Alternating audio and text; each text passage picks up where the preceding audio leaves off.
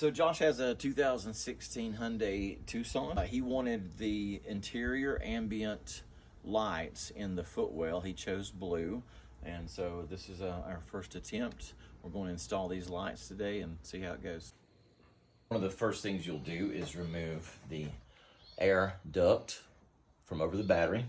If you'd like to zoom in here, these two clips just pop out and the air duct should move to the side.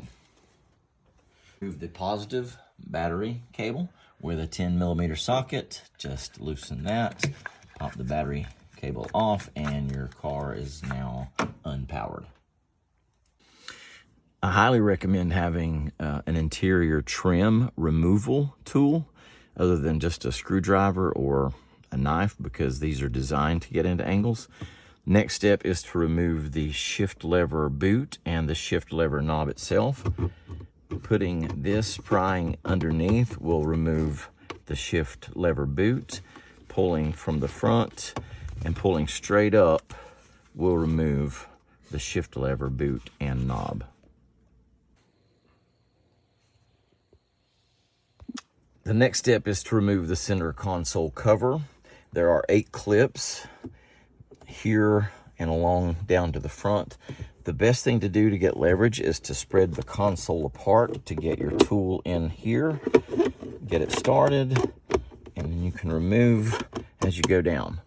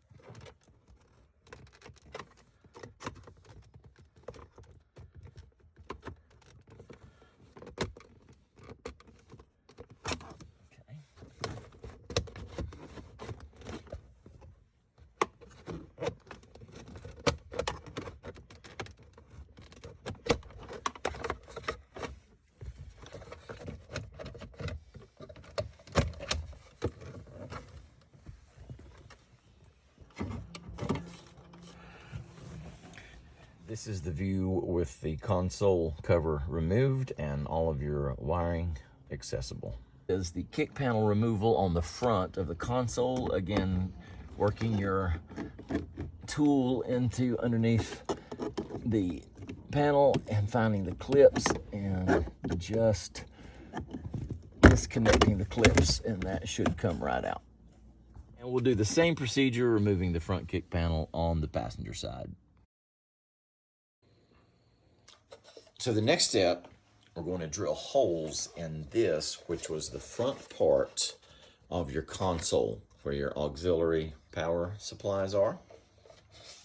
In the instructions, there's a page with a template that you'll cut out. The template will go on the back of this piece, and you will drill holes for your power switch according to this template. I have removed the template. I used an awl or a center punch. The instructions call for, I preferred the sharper. Made just a starter hole right here, and now we're going to drill with a 3/16, drill that hole out. So the first hole with the 3/16" drill bit was only a starter hole. This larger 19/32 drill bit will be the one that actually makes the hole for the switch.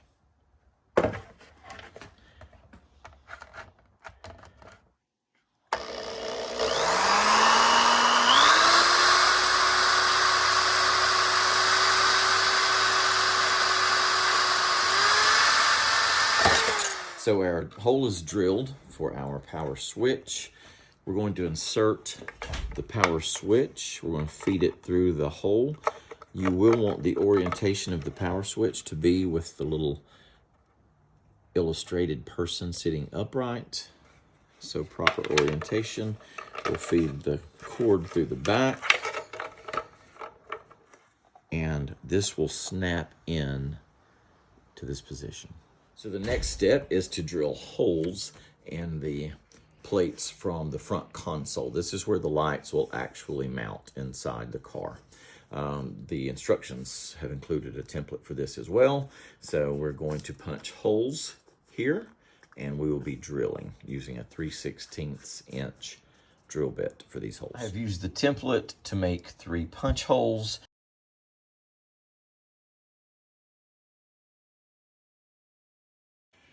In the kit are 4 fasteners, which will fasten the light assembly to the side panel.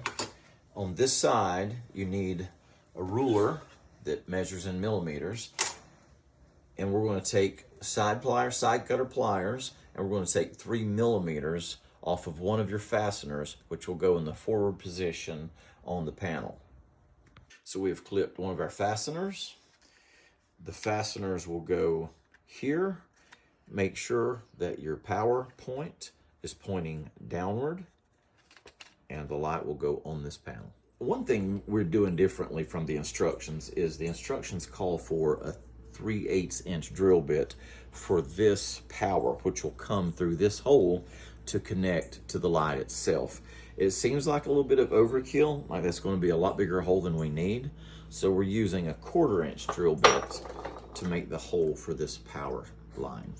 And this is the template for the passenger side panel. Again, you just tape it down. We're going to mark these 2 holes for drilling.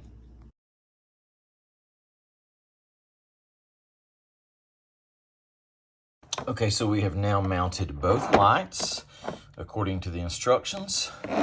Driver's side with power access pointing downward. Passenger side with power access pointing upward. We did make our power supply hole on the driver's side with a 1/4 inch drill bit, not the 3/8, and it's plenty of room for the power cord to come through and not as much of a hole. The next step will be feeding the wiring harness to each side of the console. The driver's side will go over the cross member, and most of this stuff is in the instructions. Not touching on everything, but driver's side will go over the cross member and to the driver's side there. And we'll do the same thing to the passenger side, and you can see that these are clearly marked, so you know what goes where. So the next step is to run the power supply for the driver's side through the 1/4 inch or 3/8 inch hole, whichever you decide to do for yours, through the panel. We'll connect it to the light, and we'll reinstall this side panel. So the wire is connected, and Josh is sliding the panel back in place. Next step is routing the passenger side wiring, which is marked as passenger side. Routing it to the front of the console to the foot area.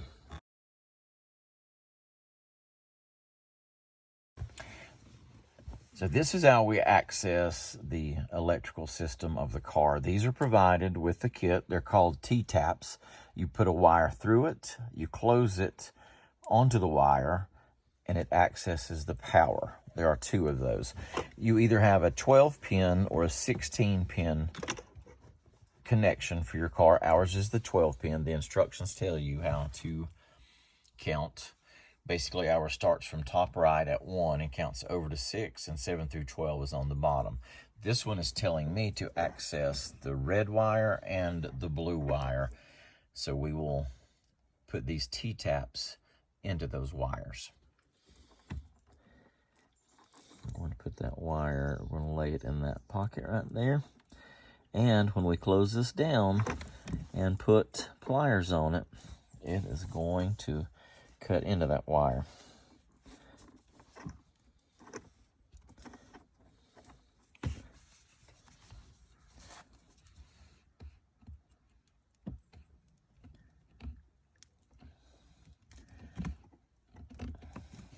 Done.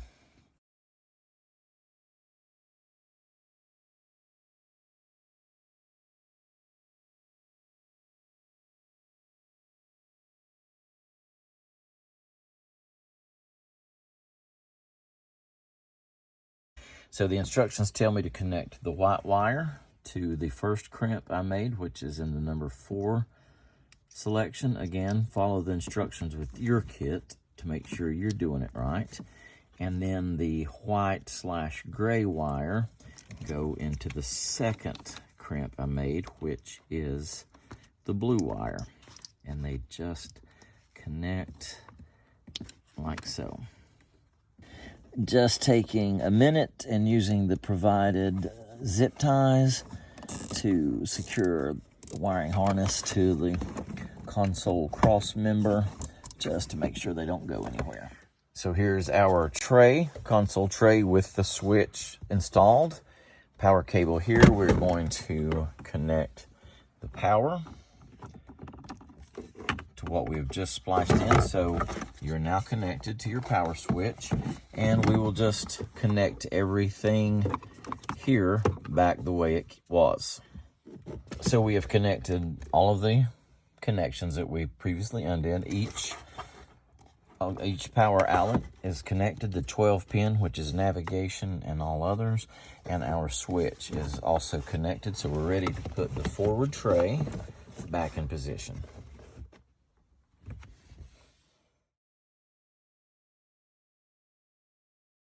So we're into the final steps of this, reinstalling the center console cover.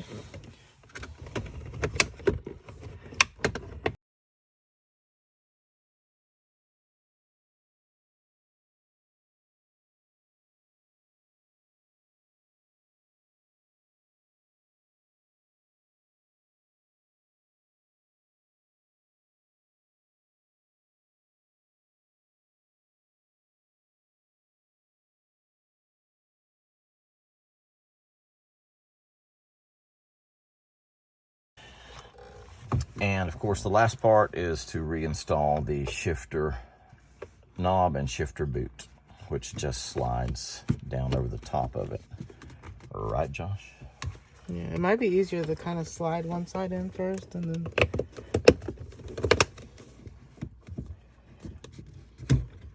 Okay, now I just gotta find out how to put it on. There's a little channel right there, tunnel. Let's just leave it like that.